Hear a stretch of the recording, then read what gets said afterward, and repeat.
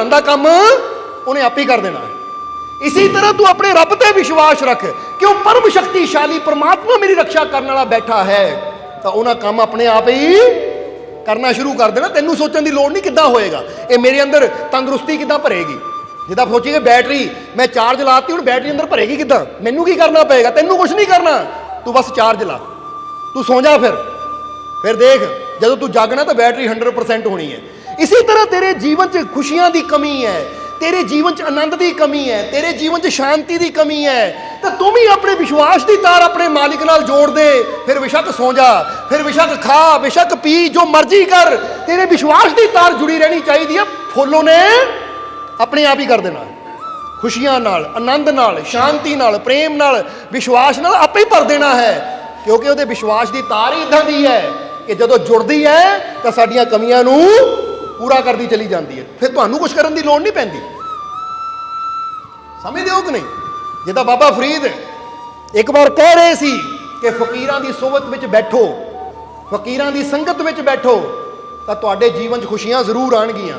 तो एक इंसान ने, मनमुखी नौजवान ने सवाल किया कि ऐ बाबा फरीद, तुसी कह रहे हो कि फकीरां दी सोबत च बैठो तुहाडे जीवन च खुशियां आ जाणगियां, तुहाडे जीवन च शांति आ जाएगी, कि सोबत विच बैठण नाल ही खुशियां किद्दां आउणगियां, बंदे नूं कुछ करन दी लोड़ नहीं है।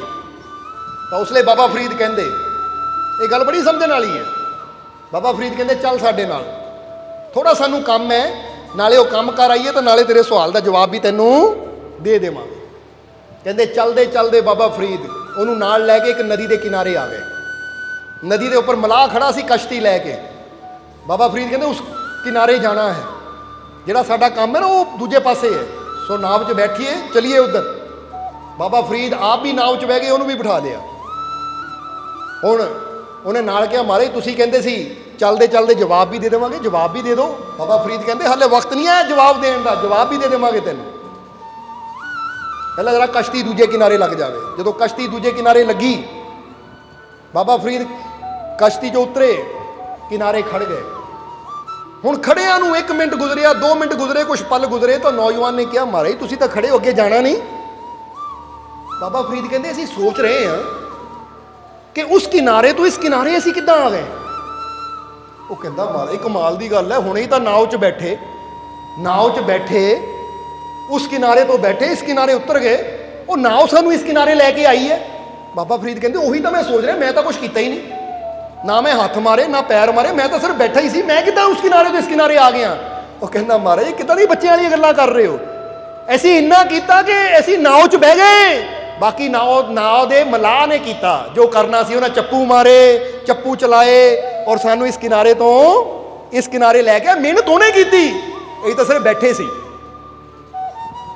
बाबा फरीद कहते हुण बेटा एक गल दस, जे एक मलाह की नाव विच बैठते हैं असीं कुछ कीते तो बिना, वो मलाह सानू उस किनारे तो इस किनारे लिया सकता है, तो जेडे फकीर दिन रात रब की बंदगी करते जो रब का रूप है, जे उन्हां दी सोच बैठांगे तो वो सानू दुखों के किनारे तो खुशियां के किनारे तो क्यों नहीं लैके आउणगे। गल तां बैठण दी है, नाव च बह के बंदा कुछ नहीं करता।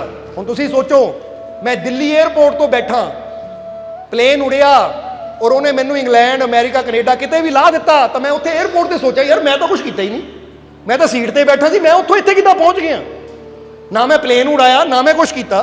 तो बंदे ने कहना भाई जो करना सी पायलट ने करना सी, तू तो सिर्फ बैठना ही सी, तू तो सिर्फ टिकट लैके बैठना ही सी, बाकी काम पायलट का है, उड़ाना कदों है, लाना कदों है, जे रास्ते च तूफान आंदा बचाना कदों है, ओहदा काम है, साडा काम है टिकट लैके प्लेन च बैठना। तो बस यही गल कहांगे कि जदों असीं भी कहंदे ना नानक नाम जहाज है चढ़े सोतरे पार, कि वो परमात्मा का नाम भी एक ऐसा जहाज है कि जो भी उहदे च प्रेम नाल शरधा की टिकट लैके बह जाता है ना, विश्वास की टिकट लैके बह जाता है, फिर उन्होंने कुछ करने की लोड़ नहीं। वो जहाज नूं चलाण वाला जिहड़ा वो जिहदा जहाज है ना, वो परमात्मा, वो प्रभु, फिर वो सारा काम अपने आप ही कर लैंदा, संभालदा भी है, बचांदा भी है, हर तूफान चों रक्षा भी करता है, और इंसान नूं इस किनारे तो खुशियां के किनारे तक लै जांदा है।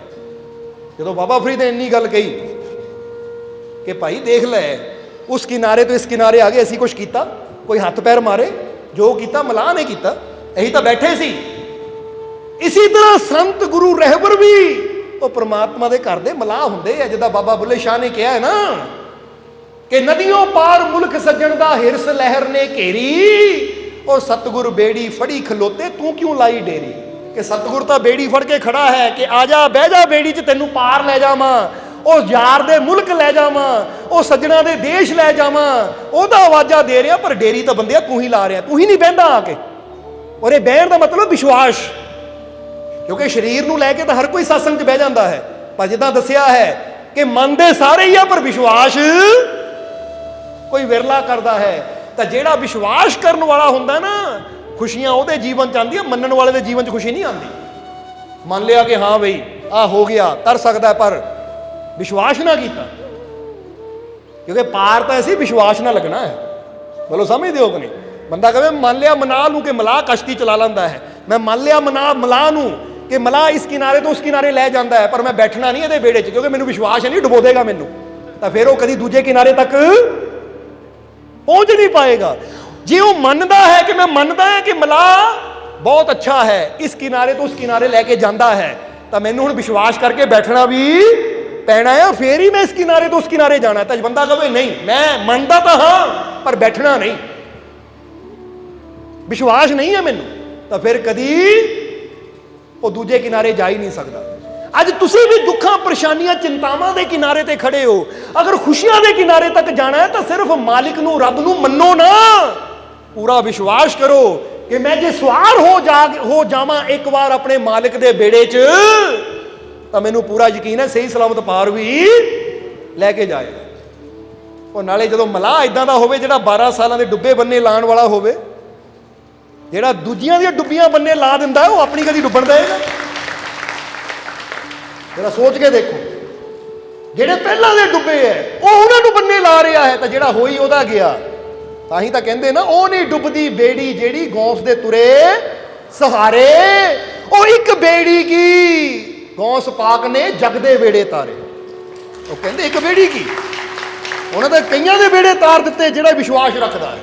ਇਸ ਲਈ ਉਹ ਨਹੀਂ ਡੁੱਬਦੀ ਬੇੜੀ ਜਿਹੜੀ ਗੌਂਸ ਦੇ ਤੁਰੇ ਸਹਾਰੇ। ਵਿਸ਼ਵਾਸ ਹੋਣਾ ਚਾਹੀਦਾ ਹੈ ਕਿ ਮੈਨੂੰ ਸਹਾਰਾ ਦੇਣ ਵਾਲਾ ਡੁੱਬਿਆਂ ਨੂੰ ਬੰਨੇ ਲਾਉਣ ਵਾਲਾ ਹੈ। ਇਸ ਲਈ ਮੈਨੂੰ ਵਿਸ਼ਵਾਸ ਹੈ ਕਿ ਜੇ ਉਹਦੇ ਸਹਾਰੇ ਤੇ ਆਪਣੀ ਬੇੜੀ ਛੱਡ ਦਿੱਤੀ ਤਾਂ ਮੇਰੀ ਬੇੜੀ ਨੂੰ ਕੋਈ ਤੂਫਾਨ ਡੁਬੋ ਨਹੀਂ ਸਕਦਾ, ਕੋਈ ਤੂਫਾਨ ਮੇਰੀ ਬੇੜੀ ਦਾ ਕੁਝ ਨਹੀਂ ਵਿਗਾੜ ਸਕਦਾ। ਇਹ ਵਿਸ਼ਵਾਸ, ਇਹ ਯਕੀਨ ਹੈ, ਇਹ ਭਰੋਸਾ ਹੈ। ਇਸ ਲਈ ਤੁਸੀਂ ਸਿਰਫ ਮੰਨਣਾ ਨਹੀਂ ਹੈ, ਹਾਂ ਮੈਂ ਮੰਨਦਾ ਹਾਂ, ਤੁਸੀਂ ਕੀ ਕਰਨਾ ਹੈ, ਵਿਸ਼ਵਾਸ ਕਰਨਾ ਹੈ ਕਿ ਜੇ ਜੀਵਨ 'ਚ ਮੁਸੀਬਤ, ਤਕਲੀਫ, ਦੁੱਖ ਨਜ਼ਰ ਵੀ ਆਵੇ ਨਾ, ਜਿਹੜੇ ਮੰਨਣ ਵਾਲੇ ਉਹ ਡੋਲ ਜਾਂਦੇ ਐ, ਤਾਂ ਜਿਹੜੇ ਵਿਸ਼ਵਾਸ ਵਾਲੇ ਉਹ ਬੜੀਆਂ ਬੜੀਆਂ ਪਰੇਸ਼ਾਨੀਆਂ, ਤਕਲੀਫਾਂ, ਦੁੱਖਾਂ ਨੂੰ ਦੇਖ ਕੇ ਵੀ ਡਰਦੇ ਨਹੀਂ ਹੈ।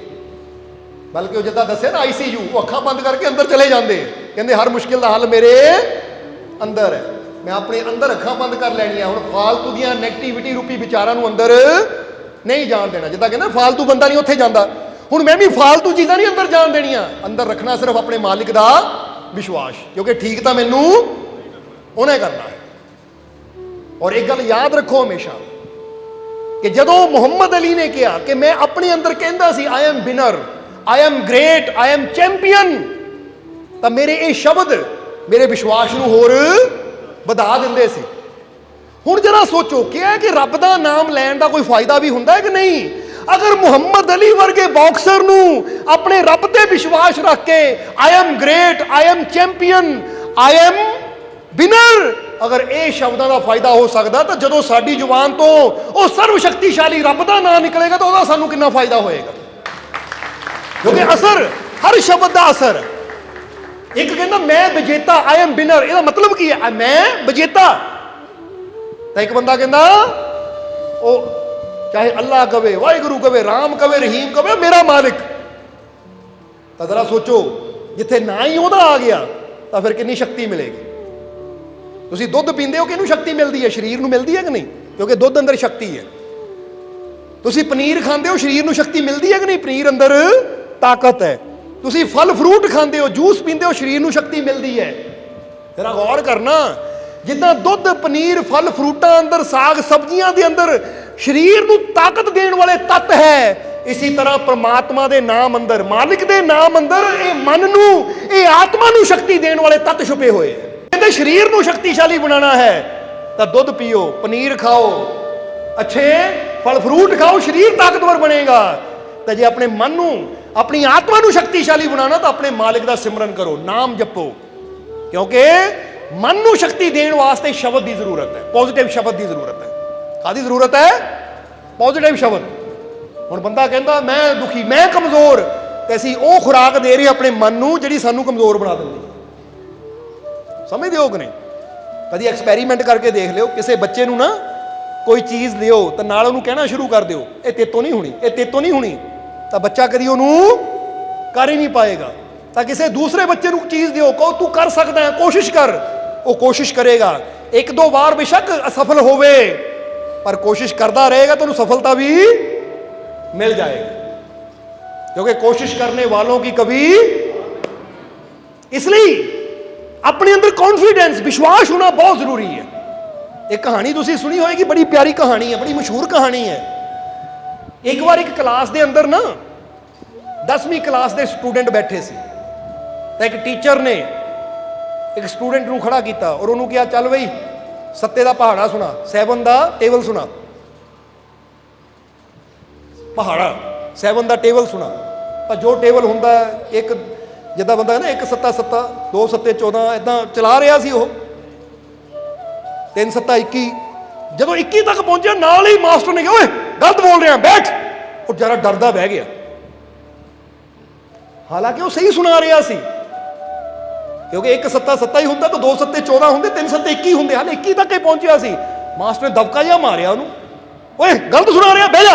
वो बेचारा डरदा बह गया और मन च सोच रहा सुना तो सही रहा सी, गलत कित्थे सी मैं। पर मास्टर अगे बोलण दी हिम्मत नहीं सी। फिर मास्टर ने दूजे बच्चे को खड़ा किया, उठ बई तू उठ, चल 7 का टेबल सुना पर सही सुनाई। हुण उन्हें सुनाना शुरू किया, 7 तो शुरू हो गया, वो भी 21 तक पहुंचे, फिर 28 तक पहुंचे। मास्टर कहता ओए गलत सुना रहा, बह जा। और वो बोलता गया, सुनांदा ही गया, रुकिया नहीं। वो जदों उहदा टेबल पूरा हो गया, 70 तक पहुंच गया, तो उस वेले उन्हें कहा मास्टर जी मैं सही सुनाया है। मास्टर उहदे कोल गया, उहदे थापी दी, कहता लै शाबाश शाबाश तैनूं। वो दूजा स्टूडेंट उठिया, कहता मास्टर जी मैं भी तो सही सुना रहा सी, मैनूं तुसीं कहंदे गलत है, रोक दिता, इहनूं शाबाश दे रहे हो, कारण की है? तो मास्टर कहंदे बेटा कई बार सिर्फ सही होना ही काफ़ी नहीं हुंदा, बंदे नूं अपने आप ते कॉन्फिडेंस भी होना चाहिए कि मैं जो कर रहा सही कर रहा, कोई दुनिया रोके भी मैं रुकना नहीं है क्योंकि मैं सही हूं। क्योंकि बहुत बार की होंदा बंदा आप जीवन च सही तो होंदा है, पर उन्होंने अपने आप ते विश्वास नहीं होंदा। कोई दूजा कहते तू गलत कर रहा है, तू डर के ही बह जाता, हालांकि उन्हें पता मैं जो कर रहा हाँ सही कर रहा है, पर वो अंदर हिम्मत नहीं होंदी। वो सही होंदिया होया भी दूजा गलत कह दे तो अपने आप को गलत समझ के चुप करके बह जाता है। इसलिए कल्ला सही होना ही काफ़ी नहीं है, सही दे नाल नाल ठीक होने दे नाल नाल साडे अंदर एक कॉन्फिडेंस भी होना चाहिए है कि मैं जो कर रहा ठीक कर रहा हाँ, हुण पूरी दुनिया भी मैनू गलत साबित करे तो मैनू पता मैं सही कर रहा तो मैं रुकना नहीं है। इहनूं कहंदे विश्वास, विल पावर, इच्छा शक्ति, आत्मिक शक्ति। बहुत इंसानां दे अंदर स्किल पावर तो हुंदी है पर विल पावर नहीं हुंदी। स्किल पावर साडी जिन्नी मर्जी बड़ी होवे, कौशल शक्ति साडी जिन्नी मर्जी बड़ी होवे, किसी काम दे विच, क्योंकि कौशल किहनूं कह दिंदे आ, जिद्दां कोई कारपेंटर है, लै भी बहुत बढ़िया कारीगर है, इहनूं कहंदे आ स्किल पावर। कोई दर्जी है, कोई टेलर है, हाँ भी बहुत अच्छा टेलर है, इहनूं कहंदे स्किल पावर, कौशल शक्ति। मेरे अंदर एक कौशल है आ काम करन दी, एक गुण है मेरे अंदर। स्किल पावर साडी जिन्नी मर्जी वधिया होवे, पर अगर विल पावर अच्छी ना होवे ना, हुण फर्ज करो कोई कारपेंटर बहुत अच्छा है, वो अच्छा काम कर रहा, पर कोई आके कह दे वो चंगा नहीं किया, वो काम छड्ड के बह जांदा, यार मेरे तो होना ही नहीं, क्योंकि उसकी विल पावर कमजोर है। वो कहंदा लै हुण गौर करना, कई बार कारपेंटर के काम च नुक्स वो कड्ढणगे जिहड़े कि जुत्तियां का काम कर रहे हैं, जिहड़े कि फल फ्रूट का काम कर रहे, जिन्होंने उहदे बारे नॉलेज ही नहीं है, वो आके नुक्स कड्ढदे। समझदे हो कि नहीं? इसलिए उत्थे सानू की चाहिए, जे मैनू पता मैं सही कर रहा हाँ, मैं सही रास्ते जा रहा हाँ, तो हुण मैं ये परवाह नहीं करनी दुनिया की कहती है।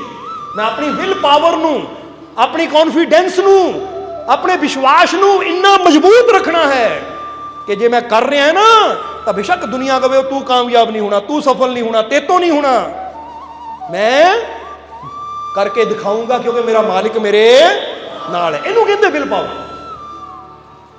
इसलिए इन्नी गल याद रखना कि जीवन 'ਚ सिर्फ सही होना ही काफ़ी नहीं है। सही होने के नाल एक कॉन्फिडेंस भी होना साडे अंदर चाहिए कि मैं जो कर रहा हाँ ये ठीक कर रहा। हुण कोई रास्ते 'ਚ रुकावट भी खड़ी करे तो मैं किसी के रोकण नाल रुकना नहीं है, मैं किसी के रुकावटां पाउण नाल अपनी मंजिल की तरफ बढ़ना हटना नहीं है, बल्कि मैं हर रुकावट को हटांदियां होए अपनी मंजिल ते पहुँच के दिखाना है। नहीं तो जरा सोच के देखो कि गुरुआं रहबरां पीरां फकीरां दे जीवन 'ਚ या जिन्ने अज विनर है जिन्होंने असीं स्टार कहते हैं उन्होंने जीवन 'ਚ किन्नियां मुसीबतां आईयां, किन्नियां रुकावटां आईयां। गुरुआं रहबरां दे जीवन 'ਚ किन्नियां रुकावटां आईयां कि आह काम ना करो, इदां ना करो। महात्मा बुद्ध नूं किन्नी रोकण की कोशिश की गई, मीरा नूं किन्नी रोकण की कोशिश की गई, बुल्ले शाह नूं किन्नी रोकण की कोशिश की गई। क्योंकि कहते ना बुल्ले नूं समझावण आईयां भैणां ते भरजाइयां। ओ मन लै बुल्लिया साडा कहना छड़ दे पल्ला राइयां, किन्ना समझाया। पर बुल्ले शाह मीरा गुरुआं रहबरां नूं महात्मा बुद्ध नूं पता सी कि जिहड़ा मार्ग असीं पकड़िया ना सही है, ये ठीक है। इसलिए लखां ने रोकने की कोशिश की फिर भी वो रुके नहीं। लखां रुकावटां उन्होंने जीवन च आईयां फिर भी वो डरे नहीं।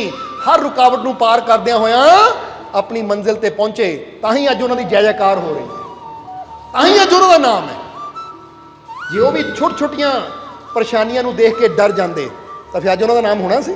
जे मीरा जहर दे प्याले नूं देख के डर जाती, नहीं मैं नहीं पीना, छड़ दिंदी मैं सतगुर नूं, छड़ दिंदी मैं सब कुछ, पर मैं जहर नहीं पीना, तो अज मीरा नूं किसी ने याद नहीं करना सी। हसदी हुई जहर नूं पी गई मीरा, क्योंकि अंदर विश्वास सी कि जे मेरा विश्वास पूरा है तो जहर का प्याला छोटा जिहा मेरा कुछ बिगाड़ नहीं सकता। इनू कहते विल पावर, इच्छा शक्ति मजबूत होनी चाहिए है।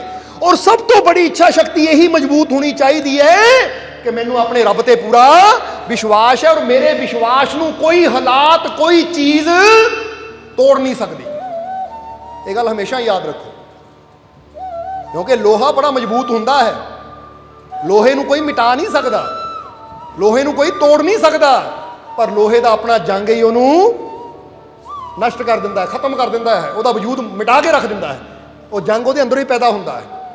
बोल हुंदा है कि नहीं? नहीं तो लोहे नूं कोई जिन्ना मर्जी कोशिश तोड़े मरोड़े मिटा नहीं सकता उहनूं, चाहे वो टोटे भी कर दिए तां भी वो रहेगा दुनिया ते ही। पर जो जंग लग जाती है तो इदा चूरा पूरा हो जाता, मिट्टी हो जाता कि मुड़ के नाम निशान भी कह दो मिलता। फिर जंग लगा लोहा तो मिट्टी बन के मिट्टी जी हो जाता, कोई कह ही नहीं सकता लोहा। पर जे तुसीं लोहे दी किल्लां भी बना दो तो भी कहना लोहे की किल, छोटे छोटे पीस कर दो तो भी कहना लोहे के पेज, हुंदा है कि नहीं? यानी लोहे नूं मिटाया नहीं जा सकता, चाहे वह रूप बदल सकता है, वो किल बन सकती है, नट बन सकता, बोल्ट बन सकता, कुछ भी बन सकता है, पर रहना फिर भी लोहा ही है, उन्होंने मिटाया नहीं जा सकता।